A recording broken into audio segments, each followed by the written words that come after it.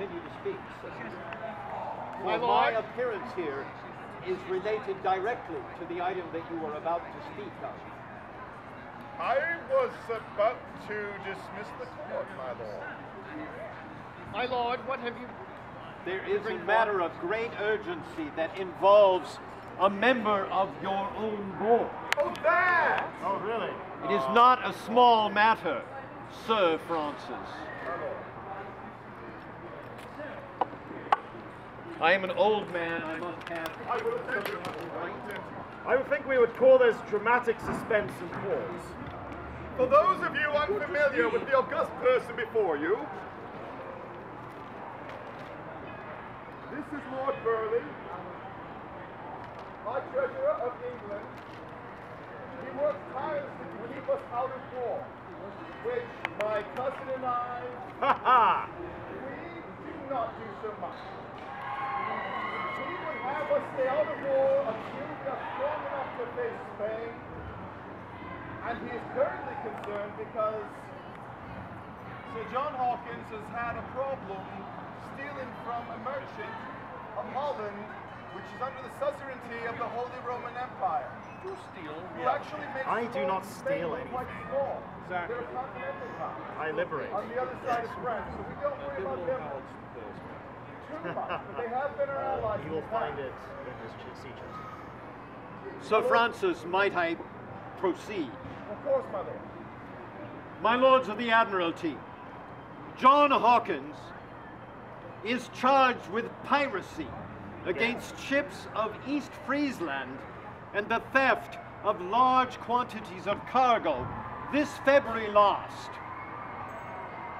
This matter is of political consequence that looms dark and large, not least because if it is true, then one of the most trusted servants of the crown has broken the law in such a manner that casts a shroud of doubt upon his other ventures, such as you gentlemen have today been discussing.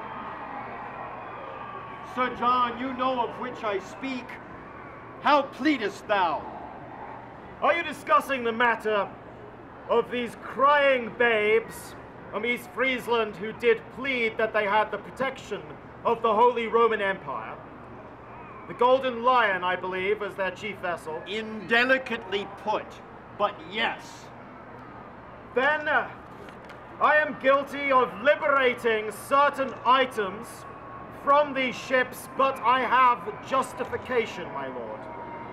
I would hear that justification. If it is well to do it here in this court, where I do have admittedly substantial influence, this is the place for it. It is very troublesome to be bringing a matter that directly concerns a very member of this board before that board itself.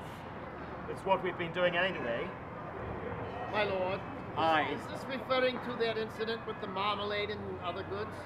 It is indeed, sir. I believe you are making reference to an incident where I did take from certain ships, there were 6, I believe, in that trading fleet, that I did stop whilst on patrol in the southern waters of England, and that in discovering certain documents aboard these ships, I did find justification in taking these items from these ships, and I did this very day seek private audience with Her Majesty to impart this matter with her.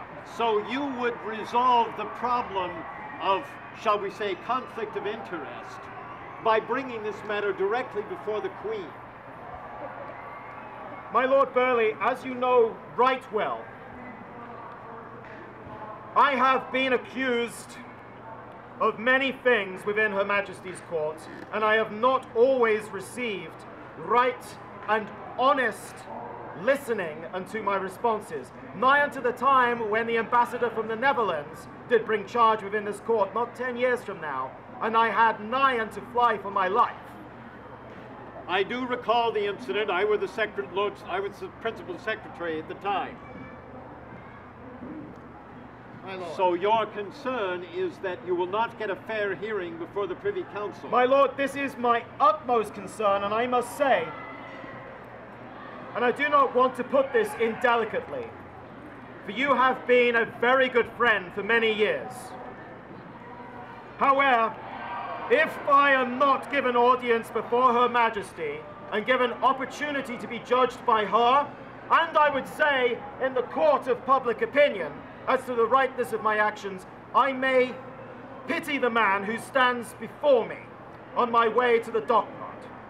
Sir, I value the friendship of which you speak, but I would have you speak more plainly than you have just done of what you would propose to do. My lord. I have discussed the matter with Sir John here, and we have decided to take it to the Queen for various reasons. One of the most important reasons is the negotiating of the Treaty of Bristol with the Spanish.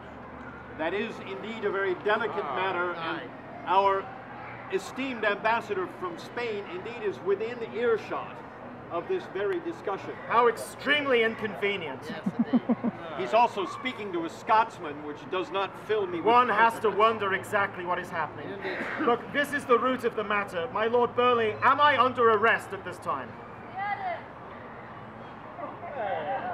If we were to arrest you, sir, I would not want to be answerable for the actions of those who would be performing the arrest. And therefore, with considerable concern, I will speak to the Queen myself, supporting this petition that this matter be brought directly to her 2 hours from now. Aye, my lord. It is well. Upon the words of you, most honourable Lord Burleigh and good friend, and upon the support of my comrades aboard the Admiralty, I will then stay my hand from rash action, and I will deliver justification and material evidence for the rightness of my actions in the defence of this nation 2 hours hence, or else I feel that my life may be forfeit. I have little doubt of that myself, my friend John. And with that, my lord, I will take my leave of you until such time as you do speak with the Queen. Aye, my lord. We will be at 6 o'clock. We will there by now. I think under consideration of the charges leveled against me, I should recluse myself from the rest of the session. Aye, Sir John. Go and arrange your defense, sir. I will, sir. And I will definitely not go to the Dockland and board my fastest ship and depart. Nay, definitely not. that. Definitely not that. So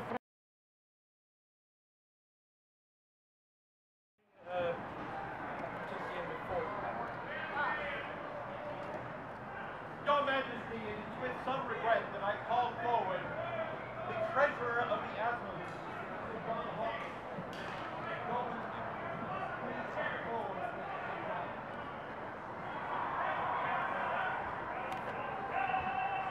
Your Majesty, it is, as I say, with some regret that I must bring before you evidence of the impoundment of numerous goods aboard 3 ships, including large quantities of sugar, many casks of wine, 3 casks of gold, and 2 barrels of marmalade, all found upon a ship not belonging to the Spanish, for which Sir John has a letter of marque and reprisal that would be applicable, but rather flying under the flag of the Holy Roman Empire, who, as you know, are our allies in many things. This matter has been brought before the Admiralty Court this very day. Sir John Hawkyns, unfortunately for this purpose, is a principal member of the Admiralty Court, and therefore it is very difficult for the Admiralty Court to make a decision in this regard.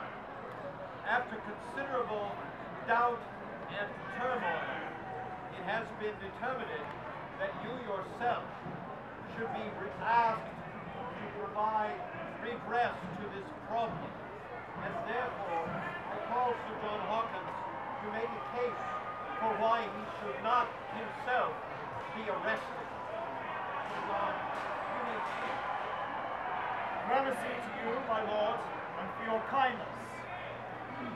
Your Majesty, I do ask that you will listen favorably, not so much for my own sake, but that for my men, and also for your good servant, the Lord Burleigh, who in this matter has acted with all integrity and innocence, knowing not the full details of this matter, which I had attempted to bring to you in private earlier this day, and had tried to avoid a most unfortunate exposure of matters. However, I feel that I have no choice now but to make public what may be the case. Sir, we pray that thou hast a reasonable explanation for all that is laid before us, and we shall listen closely to that which may be revealed in the process. I thank you, Your Majesty, and also in the court of popular opinion, for I know that your people do love you, and that they have grown wiser and stronger under your rule. I am confident that you will understand that in this year, in the month of February, whilst patrolling the waters of the south of England, I did come across a fleet of 6 ships from East Friesland, and that they suspiciously did change their course when they saw my fleet in patrol flying your colours, Your Majesty. This was cause enough and legal enough for me to stop them and board these ships, where I did not make straight towards the cargo holds, as these scandalous individuals have claimed I have, through their count and lord under the Holy Roman Empire, but instead to the pilot house. I found that from their navigation logs that they had not sailed directly from the Canary Islands, but instead they had sailed from Portugal and were not sailing for East Friesland in Saxony, Germania, Your Majesty, but for the southwest coast of Ireland. This was cause enough for further searching of the holds, and within a particularly large crate of Portuguese marmalade, we found 2 letters from the Earl of Munster, the leader of the first rebellion against your reign in Ireland, to King Philip of Spain himself. More scandalous was that I found replies from King Philip of Spain offering aid and support for a second Irish rebellion. Oh, what? Not only that, that I did find material evidence presented herein, which I will give unto your charge momentarily, to show that the Spanish had requested material aid for their shipping, namely cordage for the repair of the fleet to be based in the southwest of Ireland, that I feared would threaten the security of your nation. Therefore, Your Majesty, rather than cause a particularly upsetting scene at this time, when we make earnest efforts to make peace with our good friends, I chose to assume that this was somehow a misunderstanding, where I still wanted to ensure there was no possible support for a second Irish rebellion. I did take the cargo and did make it plain to the mariners that I would continue to take any such aid and comfort that the Portuguese and Spanish may offer to the Irish rebels. Therefore, Your Majesty, I have not committed an act of piracy in taking these 54 crates of sugar, the 4 crates of gold, the several barrels of wine of Medina, and the delicious marmalade, but instead I have stopped a rebellion in Ireland and a possible staging of an enemy fleet that would threaten your nation, Your Majesty. Oh, huzzah! If Spain is indeed involved, then I would move that my letter of marque and reprisal holds legal, and I present these as material proof that is such. We shall see the documents. Burleigh, I believe that this does change things. Your Excellency, how fortuitous that thou art here, for we are certain that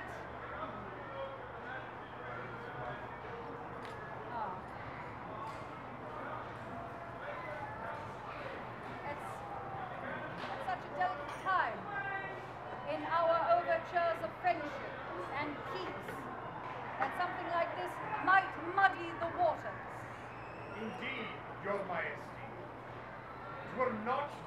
unto my knowledge of such happenings, nor unto mine own king, though the captain himself does declare it, signing it in his own hand.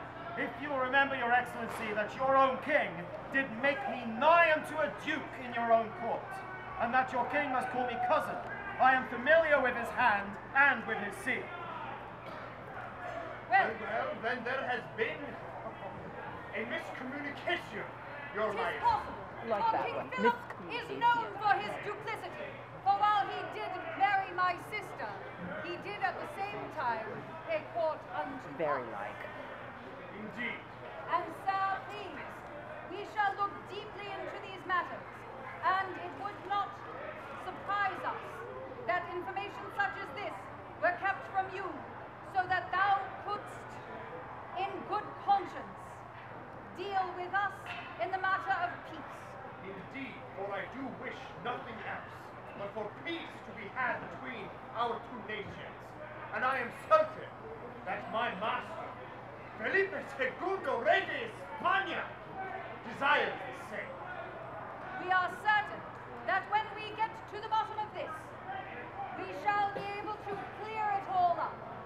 But in this moment, I do find, in favor of Hawkyns, or in this particular case, ships flying under a false flag, and not following that which is lodged in their ship's books, are involved in treacherous dealings, and at such time their cargo may be forfeit. Sir, your reward in this is the cargo of those ships, less 1 barrel of marmalade to be paid unto us. Huzzah, Your Majesty. It is well. Your Majesty, if it is well with you, marmalade for everyone. Your Majesty, you are swift and just in this matter, and I thank you for your gracious decision, and discussions will ensue. Yes, sir, we do look forward to reporting into these for our further scrutiny. Indeed, by your leave. Your Grace, there is one other matter with John Hawkyns that we need, my Lord Hurley, tonight. Does he have permission to leave on his trading expedition? My Lord Admiral, I see no reason to prevent Sir John from leaving on his, as you say, trading expedition. Your So Majesty. you are free to go, and Yeoman, you are free to stand out. By your leave, Your Majesty, I will leave for the West Indies directly. You have our leave, and we await news of thy success. Aha! Huzzah! And thank you, Your Majesty. Try not to